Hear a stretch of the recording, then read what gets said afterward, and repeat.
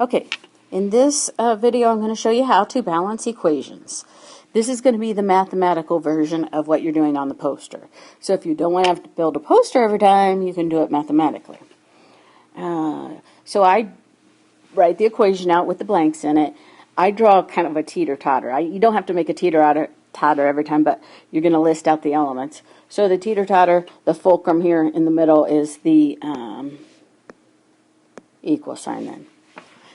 So then I just start out aluminum, so I put aluminum down here. Then bromine, so I put bromine down here. Fluorine, so I put fluorine down here. And then instead of doing the same thing on the other side, I just take this entire list and copy it over to the other side. Because that way, when I go to check them, it's real easy to tell if I have the same ones on the same side. So list out the same thing on the other side.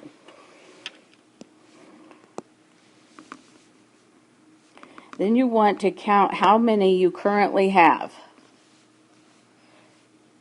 So go back over here. We have an aluminum. If there's no parenthesis, then the subscript only counts for the element directly in front of it. So we only have one aluminum. We have 3 bromines and we have 2 fluorines. Now go to the right-hand side and do the same thing. So we got 1 aluminum, 3 fluorines, and 2 bromines. So I even will switch colors to let myself know that this part you cannot change. That part has to stay the same no matter what. But yet we've got to get equal numbers of each one on each side. So what you do is you multiply. So just start at the top of the list. We've got 1 aluminum and 1 aluminum. So those are done. Now, don't be afraid to let them get messed up if you have to. So that happens a lot. But for right now, they're done. Now go to bromine. Bromine, we have 3 on the left-hand side and 2 on the right-hand side. So you have to multiply to get them to go to the smallest number they'll both go into. So we multiply the 3 times 2 and get 6. And the 2 times 3 and get 6. The number that you multiplied by, not the number you got, but the number you multiplied by, goes in one of the blanks up above. So obviously if it's on the left-hand side, it has to go in blanks. I'll number them here. 1, 2, 3, and 4. So if you number them 1, 2, 3, and 4, this 2 has to go in either blank 1 or 2. So you look at the element that you want to change, and you find it up at the top, and you find out whether it's in the first compound or the second compound. So in this case, it's in the first. So in the first blank, we're going to put a 2. Now that may change something else, because that 2 out in front multiplies times everything till you get to a plus sign or an arrow. So we're going to multiply the aluminum times 2, the bromine times 2, which we already did, and then we hit the plus sign, so we stop. Now that messed up my aluminum. That's okay. It'll either fix itself or we'll go back and fix it. So let's just go ahead and go over to the right-hand side and figure out where our 3 goes, because we multiplied times a 3. So it either has to go in blank 3 or 4, and it has to change bromine.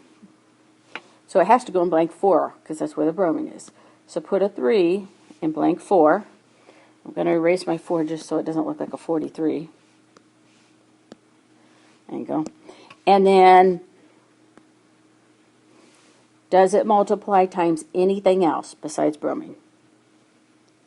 It does not. So now we move on and we go to fluorine. So we're going to check our fluorines. So we got 2 on the left and 3 on the right.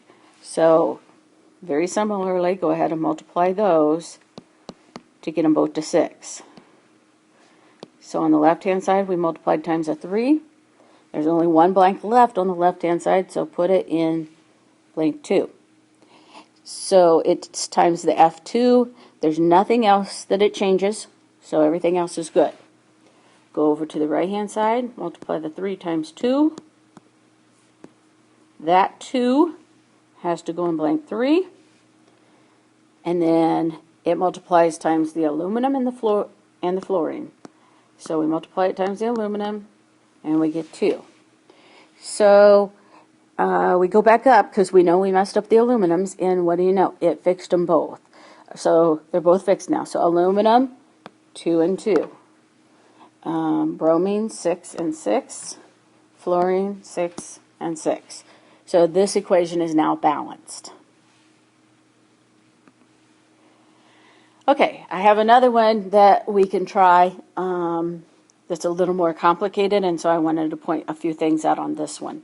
So I have the equation written out there with the blanks in it, and if you didn't copy the first one down, most definitely copy this one down because it's got some different things in it that will help. If you copied the first one down, I still would copy this one down, and the more you can get in your notes, then the more you have to refer back to. Okay, so carbons we have 4 on the left-hand side. Hydrogens we have 8, and oxygens we have 2. Carbons on the right-hand side we have 1. Hydrogens we have 2. Oxygens we actually have 3 because there's 2 here and 1 here. But I am, instead of listing those both, just writing down a 3, I'm going to list 2 different oxygens, and I'll show you why in just a minute. So the first oxygen, there's 2. The second oxygen, there's only 1. So you can start anywhere you want after that. I usually just start at the top of the list. Sometimes I end up having to erase everything and start over again, but we'll give it a try. Okay, on the left-hand side, carbons, we have 4, and on the right-hand side, carbons, we have 1. So what do? Take the carbon times 4 on the right-hand side. That 4 has to go in one of these 2 blanks. Which one? Well, yeah, it's got to be blank 3 because if we wanted to change the carbon, does it change anything else? Yes, it changes oxygen. Which oxygen? The oxygen that has the 2 with it. This is why I listed them separately, because if I had just put a 3 down there, then you would have taken that times 4 and had said there were 12 oxygens. But there's actually 8 plus 1, 9 oxygens right now. So that's just one of the things that you learn if you balance enough equations, is that if you find them in different places, list them separate. Also, if you have a polyatomic ion, it kind of depends. If you see that polyatomic on both sides, you can keep it together.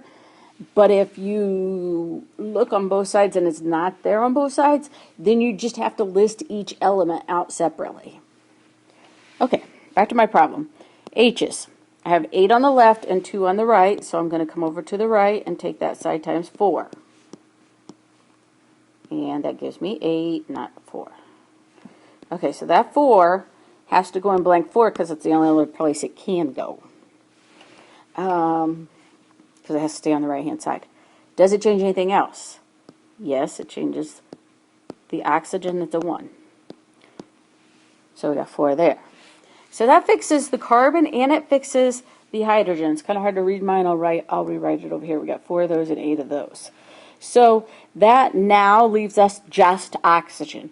When you get down to that being the only thing left, then go ahead and add your 2 oxygens up. A total number of oxygens I have on the right-hand side. Add those 2 separate categories together there, and you got 12. So we come over to the left-hand side, and we take the 2 times 6, and that gives us 12. So put a 6 in front of the oxygen. Now, in front of the compound, once it's all balanced, we didn't do anything with blank 1. You can either leave it blank or you can put a 1. It doesn't matter. So, typically they drop the 1.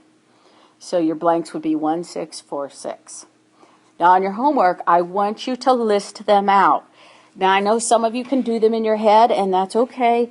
What you can do, just a little bit of a shortcut, is just after you balance it in your head, I want you to list the elements out and how many you used on each side. 4, 8, 12. 4, 8, 12. Done. So, at the very least, I should see this work. But you can show everything if you would like to. So go ahead and start your homework, and good luck.